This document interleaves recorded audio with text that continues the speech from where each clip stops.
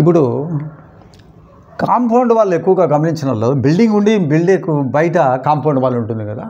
ఈ కాంపౌండ్ వాళ్ళు వచ్చేటప్పటికి కొన్ని కొంతకాలంగా కట్టిన కాంపౌండ్ వాళ్ళు కానీ లేక ఏ అయినా కానీ జనరల్గా నిటారుగా ఉండాలన్నమాట. కాంపౌండ్ వాల్ అనేది జనరల్గా ఏమంటాయంటే కొంతకాలం అయిన తర్వాత అక్కడ గుణాది సరిగా వేయకనో కొన్ని షింక్ ఏమవుతాయంటే ఇట్లా వంగుతాయి, లేకుంటే ఇట్లా వంగుతాయి. కాంపౌండ్ వాళ్ళు ఎట్టి పరిస్థితుల్లో వంగకూడదు, అటు కానీ వంగకూడదు, నిటారుగా ఉండాల్సిందే. సో అదొక లోపం అనమాట. ఏ దిశ ఉంటే ఆ దిశ వంగినప్పుడు ఆ యొక్క చెడు ఫలితాలని ఇచ్చుకుంటూ పోతుంది అన్నమాట.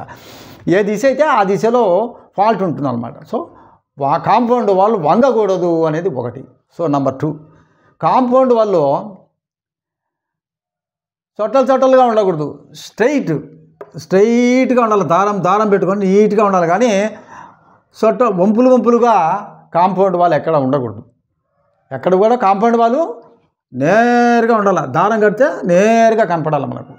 సో అట్లా ఉండాలి. కానీ ఇట్లా వంపులుగా ఇట్లా కొంచెం ముందుకు పోయి వెనక్కి పోయి అట్లా ఉండకూడదు అన్నమాట. సో అది కూడా తప్పే. కాంపౌండ్ వాళ్ళు అంటే దాన్ని చొట్టలు ఉండకూడదు అనమాట, నేరుగా ఉండాలి. అది ఒకటి. నెంబర్ 3, కాంపౌండ్ వాళ్ళ విషయంలో అక్కడక్కడ గ్యాప్స్ ఉంటాయి. అది ఎందుకో ఈ మధ్య నేను అక్కడక్కడ చూశాను కొన్ని చోట్ల.